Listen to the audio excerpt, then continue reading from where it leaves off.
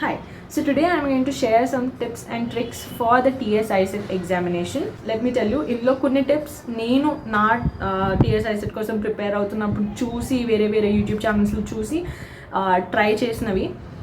వేరే tips I found by my self, like నాకు అప్పుడు ఏదైతే వర్క్ అయిందో సో అవి నేను మీకు ఇప్పుడు టిప్స్ కింద చెప్పబోతున్నాను. సో ఈ వీడియో మేబీ 2 parts కింద ఉండొచ్చు బికాజ్ నేను ఇందులో 20 టిప్స్ అండ్ ట్రిక్స్ కవర్ చేయబోతున్నాను. So let's start. So the first tip is that there is something called as blind attempt strategy. అంటే మీ ఎగ్జామ్ టైంలో మొత్తం లైక్ 2.5 hours టైంలో 5 minutes అనేవి లాస్ట్లో ఉంచుకోండి.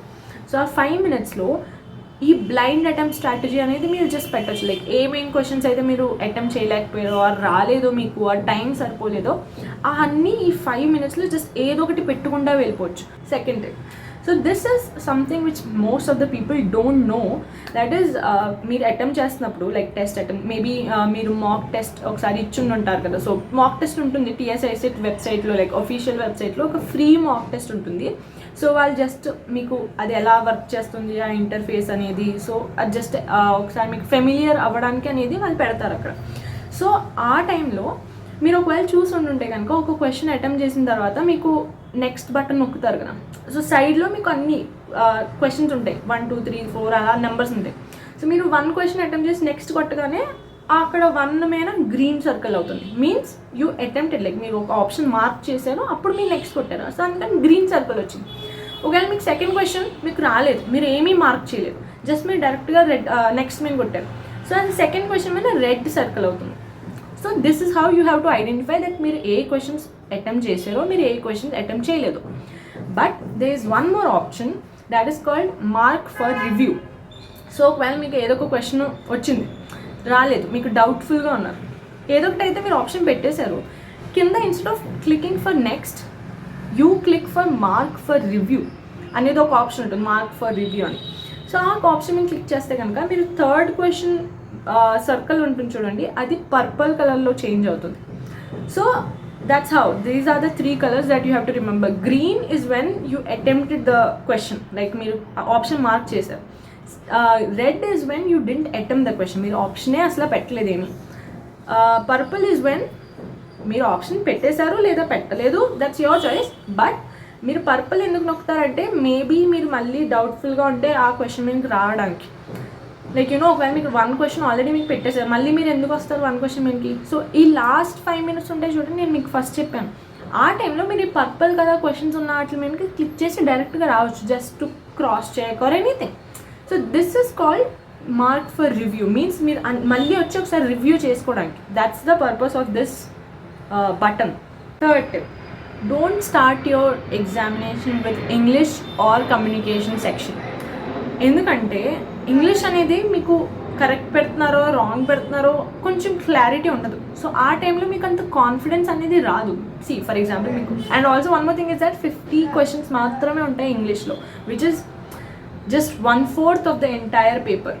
So instead of wasting, like not wasting, instead of spending the first beginning time on that, I would suggest spend your time on reasoning or maths. Because అక్కడ మీరు కొంచెం ఎక్కువ ఆలోచించాలి అండ్ ఎగ్జామ్ స్టార్టింగ్లో మీ బ్రెయిన్ కొంచెం ఫ్రెష్గా ఉంటుంది. సో అలాంటప్పుడు మీరు రీజనింగ్ టైప్ క్వశ్చన్స్ చేస్తే it would be more better for you to think quick. That's my opinion. Okay, like and I guess it works for many of the people.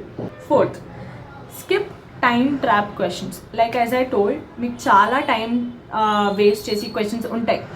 వాళ్ళు intentionally కొన్ని questions పెడతారు. Out of 200 questions అందరూ 200 questions అయితే చేయలేరు. అందులో కొన్ని questions ఉంటాయి ఏవైతే మీరు వదిలేయాలో, ఖచ్చితంగా మీరు వదిలేయాలి. సో మీరు అలాంటి క్వశ్చన్స్ని పట్టుకుంటే కనుక it's a waste of time for you. So మీరు ఒక టైం లిమిట్ పెట్టుకోండి. లైక్ యాజ్ ఐ టోల్డ్, ఒక 10 secondsలో ఫస్ట్ అనలైజ్ చేయండి, అసలు ఆ క్వశ్చన్ మీకు వచ్చా రాదా. వస్తున్నట్టు అనిపిస్తే okay, you can spend some more time. ఒకవేళ సమ్ మోర్ టైం స్పెండ్ చేసిన తర్వాత కూడా రావట్లేదంటే ఒక మ్యాక్సిమం 40 seconds తర్వాత మీరు ఆ క్వశ్చన్ వదిలేయాలి. It's a waste of time to spend on that. ఒకవేళ మీకు లేదు కానీ ఇది క్వశ్చన్ వస్తుంది కానీ ఎప్పుడైతే టైం వేస్ట్ అవుతుంది అనుకుంటే కనుక you can use the mark for review option, right, that I told. మీరు దాన్ని మార్క్ ఫర్ రివ్యూ అని కొట్టేసి నెక్స్ట్ క్వశ్చన్కి వెళ్ళిపోయి మేబీ మీరు ఎక్కడైతే క్యాలిక్యులేషన్ ఆపారో మళ్ళీ తర్వాత వచ్చి అక్కడ నుంచి క్యాలిక్యులేషన్ కంటిన్యూ చేసుకోవచ్చు టైం ఉంటే కనుక. ఫిఫ్త్ టిప్, సో చాలామంది ఏం చేస్తారంటే వాళ్ళు ప్రీవియస్ ఇయర్ క్వశ్చన్స్ సాల్వ్ చేసినప్పుడు, so when they are checking it, like మీరు టెస్ట్ కింద సాల్వ్ చేస్తారు కదా, సో అది మీరు చెక్ చేసుకున్నప్పుడు చాలామంది ఓకే ఈ క్వశ్చన్ రాంగ్ అయింది, ఎలా రాంగ్ అయింది అది మాత్రమే చూస్తారు. బట్ మీరు ఇంకోటి ఏం చూడాలంటే ఏ క్వశ్చన్ మీద మీరు టైం వేస్ట్ చేశారు. And also there will be some questions ఏవైతే మీరు మీ టైం అంతా దానికి ఇచ్చేస్తారు ఆ క్వశ్చన్కి, బట్ లాస్ట్కి ఆన్సరే రాదు. లైక్ మీకు ఆన్సర్ వస్తుంది but the answer is not there in the 4 options. So identify those kind of questions. ఎందుకు మీరు ఆ క్వశ్చన్స్కి ఇంకా స్టిక్ అయ్యి ఉన్నారు, ఎందుకు మీరు అంత టైం పెట్టారు అలాంటి క్వశ్చన్స్కి?